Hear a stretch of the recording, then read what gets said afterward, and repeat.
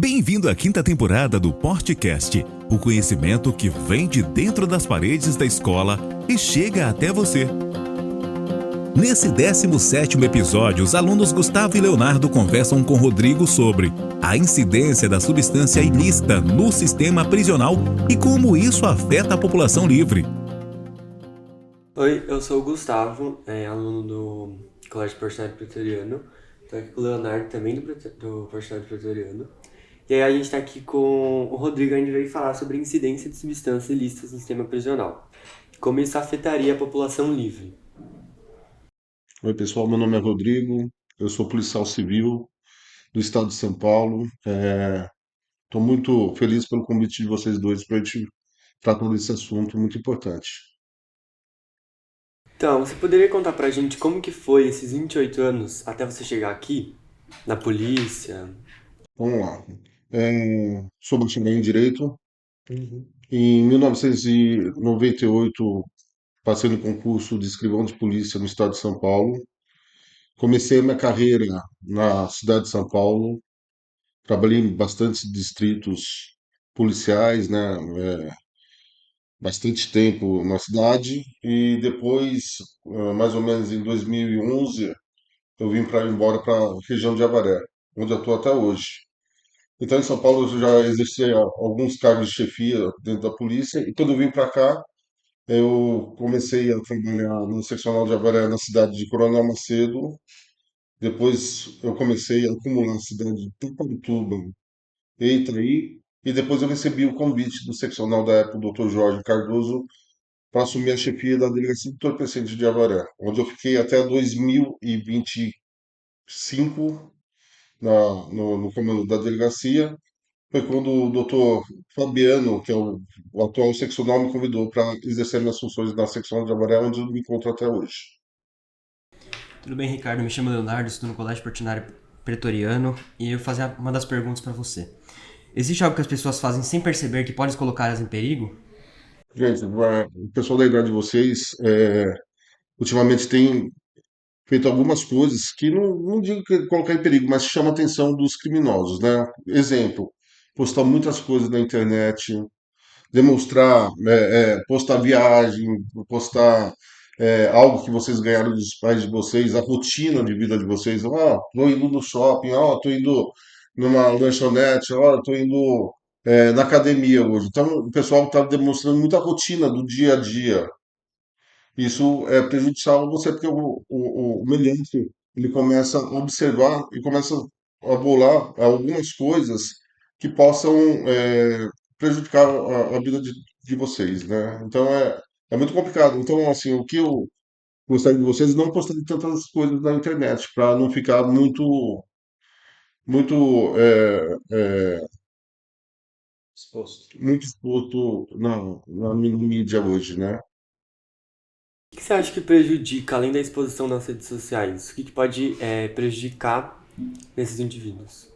Porque, além disso, das mídias, da rede social, hoje em dia, questão de brincadeiras, de bullying, né? Hoje a gente está vivendo numa época que o bullying é uma coisa que afeta não só quem sofre, mas quem faz, né?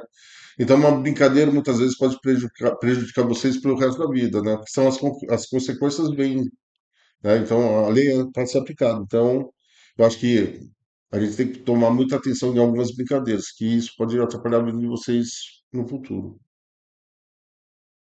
Como você acha que a comunicação entre os principais criminosos dentro da prisão e a população livre pode afetar no crescimento de tráfico de drogas aqui dentro do país? Então, assim,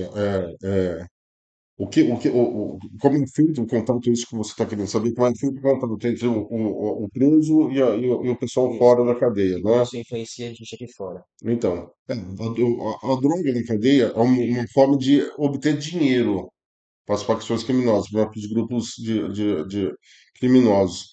E você tendo a droga dentro da cadeia, alguém da família tem que pagar essa droga aqui do lado de fora. E com isso, você começa a arrumar renda para o pessoal aqui de fora comprar arma, comprar droga, planejar assaltos, investir em tecnologia. Então, o que acontece? Todo usuário tem de alguma forma tem que pagar isso aí, ou ele ou a família. E com isso você está dando capital para o pessoal aqui de fora para conseguir comprar coisas para ser utilizadas no crime organizado. Você acha que a relação do consumo de droga dentro do presídio é, pode aumentar na violência urbana fora? Ah, pô, foi exatamente isso que eu falei, né? Você tendo a droga, quem usa a droga tem que pagar. E com isso, alguém tem que pagar isso para quem forneceu essa droga. E geralmente é o crime organizado que fornece essa droga dentro dos presídios, né? E com isso, esse dinheiro é utilizado para eles comprarem arma, planejar assalto, é, comprar automóveis, casas. Então, tudo isso movimenta muito, né? E com isso prejudica muito, né? Porque é o que alguém aqui fora tem que pagar. Então, prejudica muito a população, né? Ou pagando ou sendo refém do dinheiro que financia o crime organizado. Pode até mesmo expandir, né? Ou seja, como uma empresa, né? Quanto mais vende, mais lucro tem. E quanto mais lucro tem, mais dinheiro você tem para investir, expandir, comprar criptomoedas, carro, joia, investir em, em cantor, boate. Então, o crime organizado é uma empresa. Hoje em dia, o crime organizado é uma grande empresa. Então, eles precisam do dinheiro para manter essa empresa, né? Aproveitando a deixa da tecnologia que você citou, você acha que a tecnologia implementada nos presídios do Brasil são suficientes para frear esse controle, esse fluxo de drogas dentro e fora? Infelizmente ainda não, mas o Estado de São Paulo fez um grande investimento para a gente tentar barrar essa comunicação entre os criminosos os meliantes aqui de fora, né?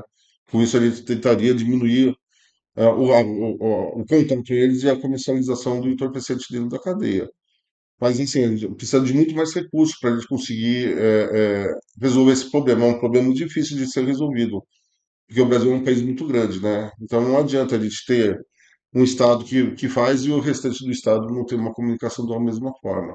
Mas, assim, são coisas que estão sendo são coisas que estão sendo investidas, esse tipo de tecnologia para a gente tentar diminuir esse uso de tecnologia dentro da cadeia, mas ainda não, ainda é muito bem baixo, poderia ser bem melhor. Mas, se Deus quiser, futuramente a gente vai conseguir expandir isso aí e tentar dar uma melhorada. Então, muita gente não sabe, né, o que o escrivão faz, que é a sua profissão. Como que você acha que você conseguiria definir a sua profissão? Bem, o que é um escrivão de polícia? O escrivão de polícia seria a pessoa que transcreve tudo que acontece numa ocorrência. Vou dar um exemplo. Uma pessoa é presa com droga. Então vai chegar a polícia militar numa delegacia e vai narrar como aconteceu. Ó, pegamos o fulano na rua, dentro de um carro, e dentro desse carro foi encontrado tanto de entorpecente, e tudo isso tem que ser repassado, tanto para o delegado, como para o promotor de justiça, como para o juiz de direito.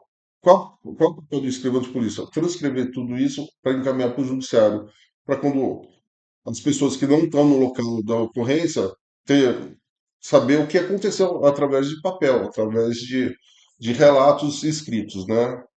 Então, fora isso, o escrivão de polícia cuida da parte de instauração de inquérito policial, de cartório, de livros, de preenchimento de toda a parte legal de uma delegacia.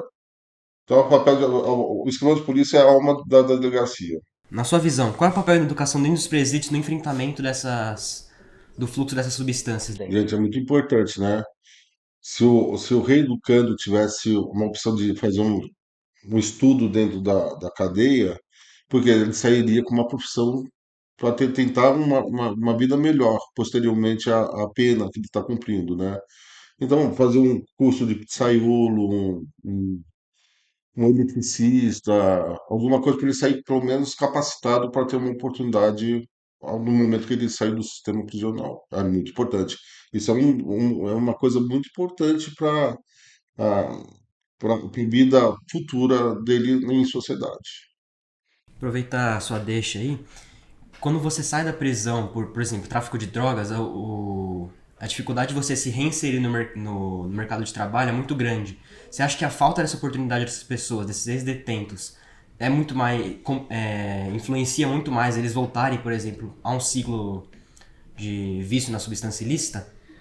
Eu, assim, acho que as pessoas têm que dar mais oportunidades, né? Isso não deveria ser uma barreira, porque se ele foi preso, ele já pegou a pena dele, né? Então ele já exerceu a função dele perante a sociedade, né? Então ele está quites com a sociedade. Então, assim, eu acho que não deveria ter esse preconceito, né? É claro, se ele não tiver essa oportunidade, para onde ele vai? Vai para o lugar mais fácil, da onde tentar sustentar a família dele, que é o crime, né? Mas eu acho que o Brasil está mudando um pouco esse padrão. Acho que as pessoas agora não têm tanto o preconceito da pessoa ter sido um rei do cano, né? Acho que as oportunidades deles estão tá surgindo, aumentando. Tomara a Deus, né? Acho que se a pessoa foi julgada e cumpriu a sua pena, nada mais justo do que ela viver como qualquer um em sociedade. Quais que são os principais treinamentos para você se tornar um policial assim? Então, no início, né, há 28 anos atrás, eu passei no concurso público, que é uma série de provas, prova de escrita, prova oral, exame médico, e depois a gente vai para a academia de polícia, que fica em São Paulo, né? No meu caso, eu fiz em São Paulo, que eu morava na cidade de São Paulo. E nas cidades do interiores aqui, a gente tem alguns polos, onde são dados os cursos de escrivão de polícia, investigador de polícia, papiloscopista. é, Acho que somente para delegado de polícia que é feito na capital, na academia onde eu fiz o meu curso. E daí o que acontece? Daí você tem um treinamento, você faz um estágio, a gente tem um negócio no estado que chama estado probatório, onde você fica 3 anos exercendo a sua função, até acabar esse estágio probatório, você pode ser desligado por não ser um bom profissional, não ter educação, e outras coisas. Você pode ser desligado disso. Então, o meu superior, o delegado, faz uma avaliação semestral sobre o meu desempenho. Pô, o Rodrigo veio trabalhar, veio, trata bem as pessoas, bem, ele gosta do que ele faz, gosta. E se a pessoa não vai bem, então coloca que ele não está indo bem, então ele não tem aptidão para exercer a função pública, né? O que mais você me perguntou? Desculpa. Quais tipos de treinamentos? A gente, na academia a gente tem defesa pessoal, a gente tem tiro, a gente tem a parte cartorária, né, de inquérito policial, livro, como você faz uma incineração de droga, como você faz uma destruição de arma, tudo isso é administrado na academia de polícia nesse curso que a gente faz para ingressar na polícia, no meu caso, escrivão de polícia. Durante seu curso, qual foi uma das práticas que você mais gostou de exercer, por exemplo? O que você mais gostou de fazer Du- durante o Durante a processo? academia, Isso. acho que todo mundo que mais gosta é a parte de defesa pessoal e de armamento e tiro, né? Acho que é a coisa que todo policial. Bacana, né? Você ter uma noção de uma arma, de uma pistola, de um fuzil, de uma metralhadora. Então é a parte que acho que todo mundo mais gosta. O resto é como se você estivesse na escola, né? Daí você tem aula mesmo, você é avaliado, você faz provas, entendeu? Mas é tudo muito importante. Você tem que, ao mesmo tempo que você tem que saber toda a parte cartorária, fazer um flagrante. Imagina você sair de uma academia de polícia e para um distrito policial e já chegar a ter um flagrante e você não souber fazer. Então, assim, é muito importante tudo dentro da academia de polícia. É muito bacana. É bem legal. Acho que é uma coisa que todo mundo deveria um dia ir conhecer como é que funciona a academia de polícia da Polícia Civil do Estado de São Paulo.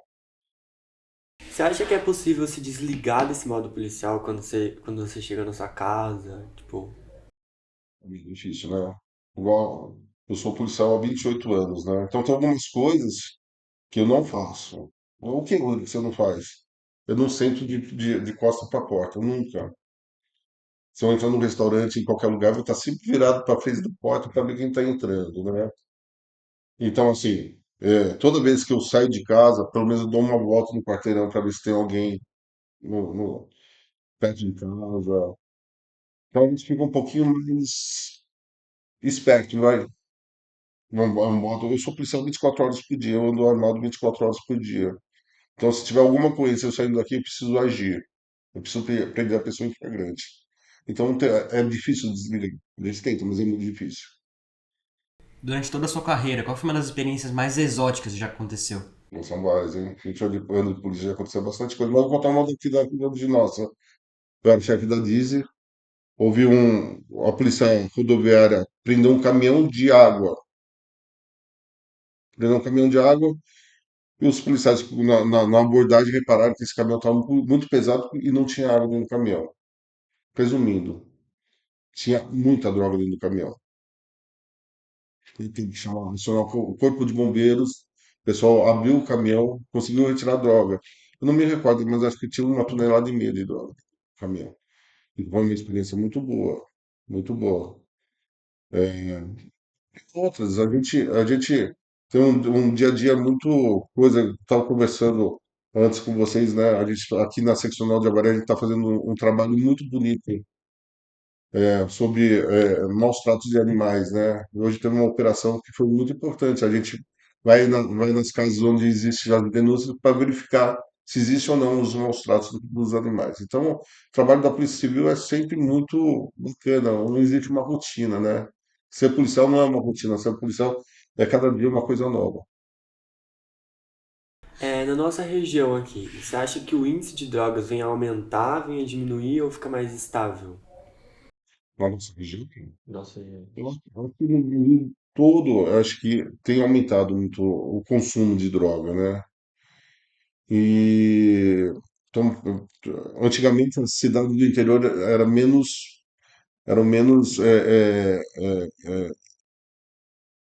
tinha menos entrada da droga na cidade. Mas hoje não, hoje está uma coisa muito globalizada, né?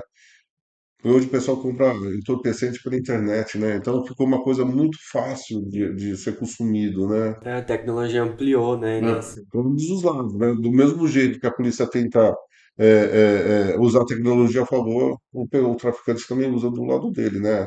Você tem o Pix, você tem a criptomoeda, você tem a internet, você tem como adquirir essa droga, não mais como antigamente, né? Que você precisava ir, o traficante precisava entregar para você, hoje não. Hoje a gente sabe que em muitos lugares tem até delivery de droga, né? Cada dia a gente tem que ter um cuidado maior, né, com a Sim, tecnologia para ambos os lados, é, porque pode interferir tanto em vocês quanto para quem tá usando, tanto para os é. A criminosos. tecnologia é uma coisa muito boa, mas ao mesmo tempo é uma coisa muito prejudicial, né? Você fica muito exposto, é muito rápido a tecnologia, né? Rodrigo, você acha que a superlotação dos presídios influencia muito nessa circulação interna da droga?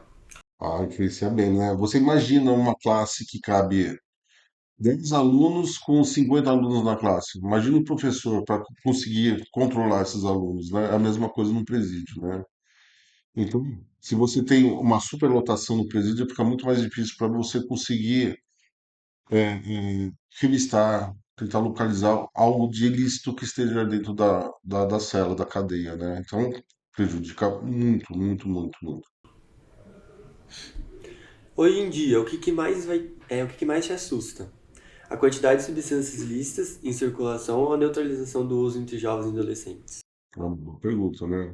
E o que mais me assusta é o jovem achar normal o uso de entorpecente. Porque a quantidade de droga a polícia está aí para combater, né? Mas o duro é a juventude hoje achar que é muito normal, né? Apologia, o pessoal acha bonito, né? O funkeiro falar de droga como se fosse uma coisa natural. E não é. A droga é uma coisa que prejudica a saúde de todo mundo, não a saúde, mas também prejudica a família da pessoa, né? É uma coisa que começa a desgastar o bom andamento familiar, né? Então, assim, o que mais me assusta é o jovem achar normal o uso de entorpecente. Nesse meio, e qual você acha que é, por exemplo, um dos maiores responsáveis por agravar a situação entre os jovens? Da normalização do uso entre eles, achar isso uma coisa legal. Então, eu acho que o que mais pode acontecer assim é a inversão de valores, né?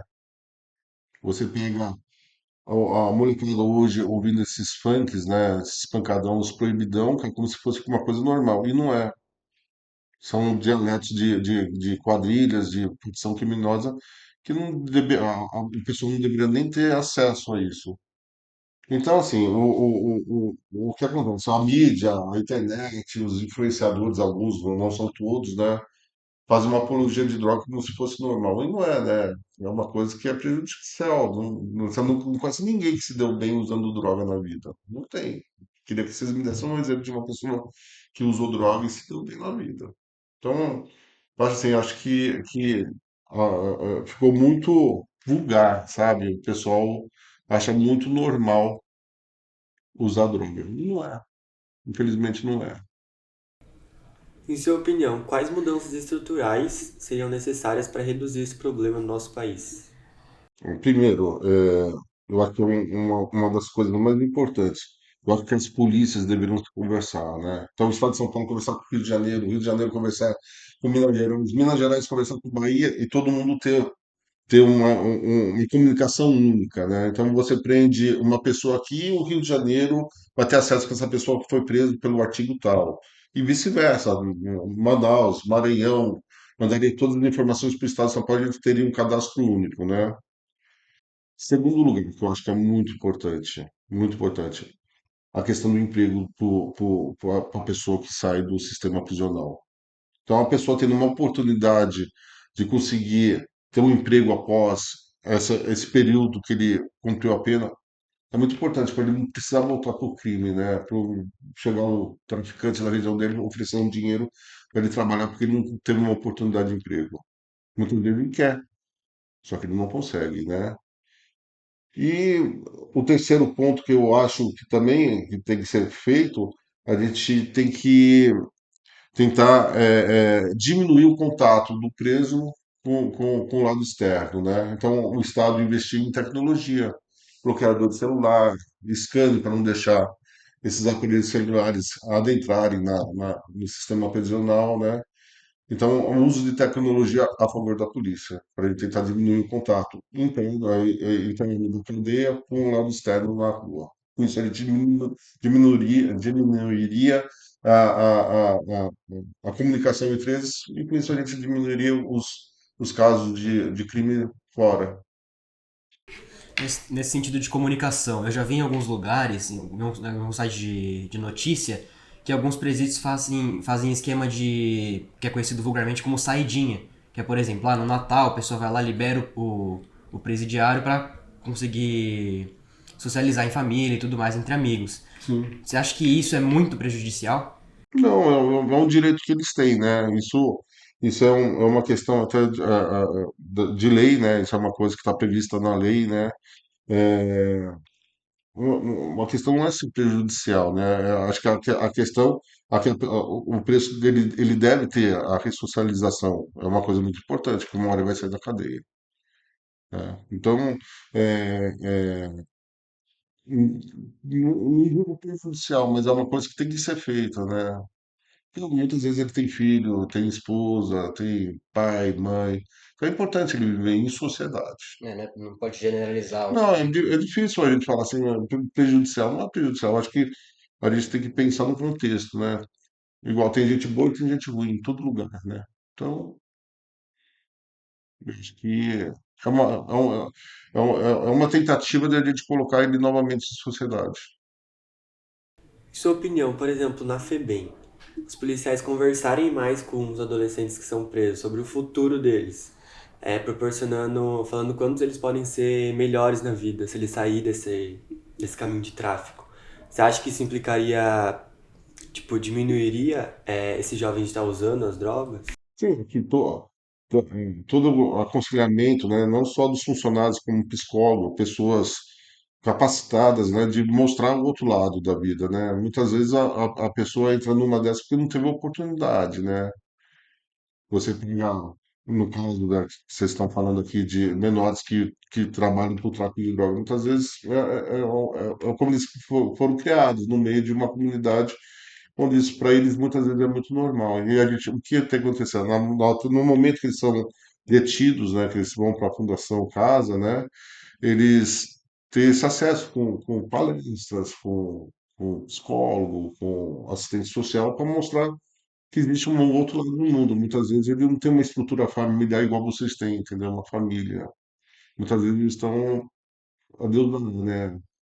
Se virando no, para conseguir sobreviver, né? Então tem que mostrar outra face da moeda para eles. Até mesmo a educação, assim, né? Ensinando a educação pra eles, eles podem é, seguir a carreira deles como, tipo, estudar mais e seguir esse caminho sempre. Sim, você tem que ter exemplos. Muitas vezes eles já não tem um exemplo em casa, né? Então a gente teve um exemplo em casa, por isso que a gente tentou seguir um caminho do bem. Muitas vezes eles não tiveram essa oportunidade, né? Então eu acho que é muito importante a parte pedagógica para eles terem uma outra visão de mundo.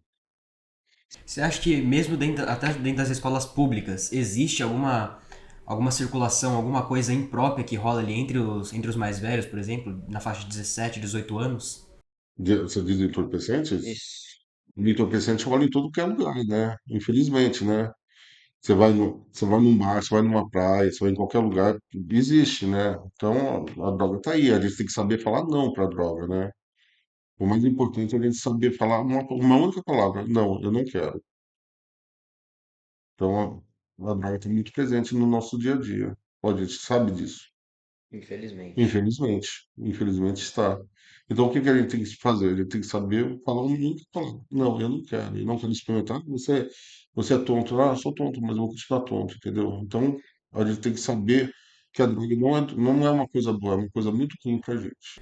Com sua experiência, você acha que a presença de substância interfere dentro dos presídios, interfere na disciplina interfere muito, tipo, drasticamente na disciplina deles? Sim, porque uma pessoa drogada ela fica agressiva. Muitas vezes o próprio funcionário começa a perder o controle, né? Foi um assunto que a gente tocou anteriormente, né? Superlotação. Então fica muito complicado, né? Então o uso do entorpecente dentro do sistema prejudica muito o dia a dia de uma cadeia, né? O que que você acha entre a comunicação na cadeia? Pode implicar, tipo, pra ele, quando eles saírem, eles continuarem nessa organização criminosa? Tipo, você acha que lá dentro tem muita comunicação que pode prejudicar, aumentando esse fluxo? Lá dentro da prisão mesmo. A função da pessoa ser presa é como a gente chama, né? A gente não chama de presa, a gente chama de reeducando, né? Porque na verdade ele está sendo reeducado para viver em sociedade, né? Então o papel do local que está sendo preso é mostrar para ele que ele pode ter uma outra vida após a saída dele do sistema prisional, né? Mas é, novamente a gente fala, ele tem que ter oportunidades aqui fora para conseguir ter uma vida digna e honesta, né? Então, é difícil. Se ele não tiver isso e se não tiver oportunidade, infelizmente ele vai voltar para o crime. Qual que seria a média entre o tempo de prisão dessas pessoas que usam droga, tanto nos jovens quanto adultos? Então, depende muito tudo isso, né? Hoje em dia a legislação para o usuário de droga não existe mais uma prisão, né? A lei diz isso.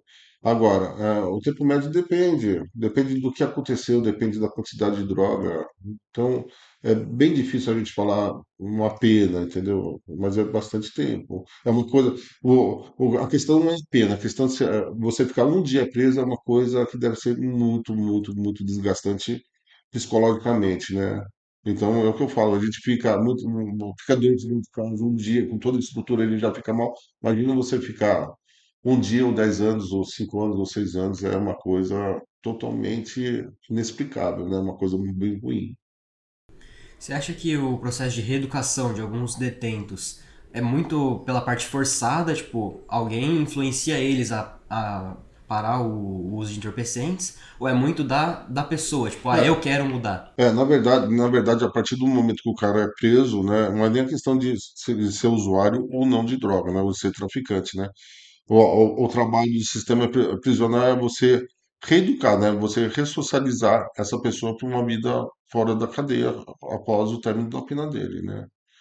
Então, a grande função disso é você ressocializar a pessoa para após o término. Você acha que seria mais eficaz, por exemplo, uma clínica de reabilitação, assim, para essas pessoas? ou é, levar elas, tipo, pra ser presas mesmo? Qual que Então, seria mais eficaz? então, é, novamente, tudo depende, né? Então, hoje em dia, o usuário de droga ele não vai mais preso, né? Ele vai para um serviço comunitário, ou muitas vezes ele vai para uma clínica de reabilitação, né? Só que para a pessoa ser internada hoje em dia, ela tem que querer ser internada. Você não vai, ninguém vai ser levado à força para fazer uma clínica de reabilitação. Agora, a pessoa que é presa é porque ela cumpriu algum crime, né? É o Então, mais difícil, é, tem que ter na iniciativa, a né? pessoa não existe assim, o que você acha? Se a pessoa cumprir um crime, ela tem que pagar pelos seus atos, né? É o que a gente fala, a gente começou falando coisa, muitas vezes uma atitude sua prejudica muito a sua vida futura, né? O melhor de tudo é nem usar nem vender a droga, né? Você ter uma vida honesta em sociedade. Você acha que, por exemplo, tem gente que mesmo não optando, mesmo resistindo o uso dessas drogas, elas acabam sendo dopadas automaticamente, tipo, sozinha, alguém vai lá e dopam ela. Você acha que essas pessoas têm muito risco de entrarem no mundo das drogas só por serem dopadas? Bom, você diz assim, já, você está num lugar, alguém colocou alguma coisa na sua bebida, você quando, daí você está sofrendo um crime, né? Você é vítima, né? De um crime, né? É que o pessoal fala do Boa Noite Cinderela, né? Que o pessoal chega em algum lugar, alguém põe uma bebida e leva. Por isso que a gente fala, a gente tem que tomar muito cuidado onde a gente vai, né? Vocês numa festa, pegam um copo de refrigerante, nunca deixam num lugar sozinho, porque alguém pode jogar alguma coisa para vocês, até para furtar, ou para levar para algum lugar, entendeu? Então a gente tem que ter sempre muito cuidado com quando você está em um lugar com o seu copo, para não deixar ele exposto para ninguém poder jogar nada dentro. Quais seriam os cuidados necessários que o adolescente precisa tomar para que isso não ocorra, por exemplo? Tipo, quais seriam um contexto geral nesses cuidados? Cada um, não deixar copo em um lugar que você vê que existe movimentação de usuários de droga, entendeu? Você em ambientes salubres, né? E toda vez você tomar muito cuidado com o que você está bebendo, não deixar na mão de alguém, que alguém possa jogar alguma coisa até para tentar zoar vocês e acabar dopando vocês e sofrendo algumas coisas, né? É, o que mais impacta, eu acho, mesmo você estar naquele lugar em que tem pessoas que usam droga, né? É, Isso é o que mais impacta, né? você tem que ter uma noção da onde você frequenta, né?